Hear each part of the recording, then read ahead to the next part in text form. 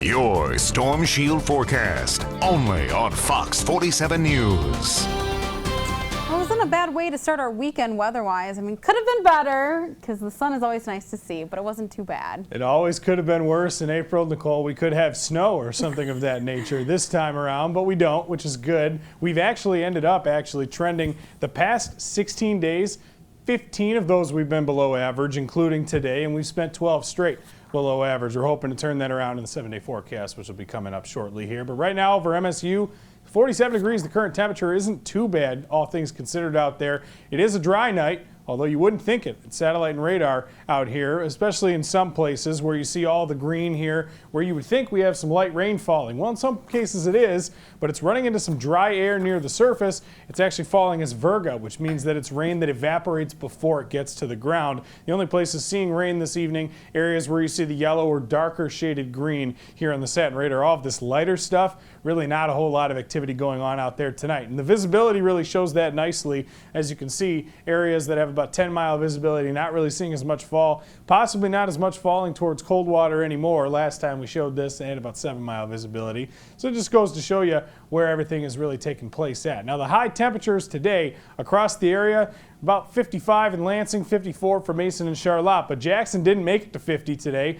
Coldwater and Hillsdale both only topping out in the mid-40s. That's because those folks were underneath those bands of light rain throughout most of the day today. Now look at temperatures right now. All of them have just about evened out, so most of us are right around those mid to upper 40s. Everyone else joining the folks who've been sitting there, unfortunately, for most of the day today. And as I mentioned, we've got a wind that's out of the north-northeast. It's been diving down, providing a little bit of a drier and cooler breeze. That's effectively been cutting off that rain that's falling, and that's what the rain is evaporating in, which is why most folks, again, not seeing anything hit the ground. And you can see that again here on the satellite and radar. Still fairly calm and quiet out there over most of the region. That rain's going to be wrapping up, but backing out, you see the larger system continues to spiral around just about Cincinnati. Looks like it's close to the center of that rain. The actual center of circulation seems to be towards southern Indiana as it continues to rotate around.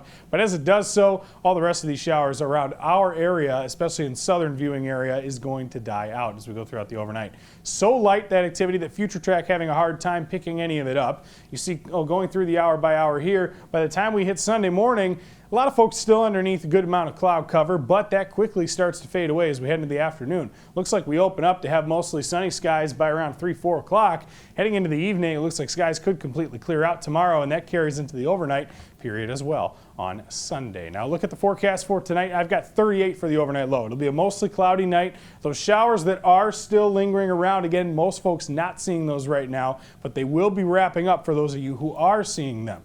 And tomorrow, well, we're not going to have nearly the same rain chance as some folks had today. In fact, we get a lot more sun tomorrow than we got today. It was a fairly gray and overcast day.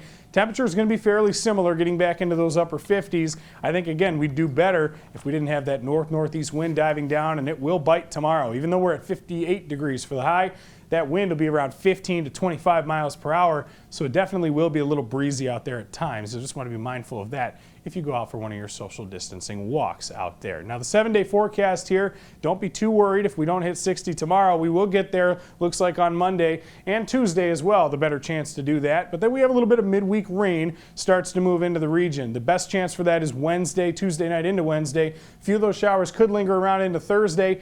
But here's the good news. We spent all this time where we're talking about temperatures below average. Next weekend's looking like a really good way to break that trend here, Nicole. Friday we're at 62, and it looks like we could get to the upper 60s as soon as Saturday. Wow, 68. I'm definitely looking forward to that. Thanks so much, Justin.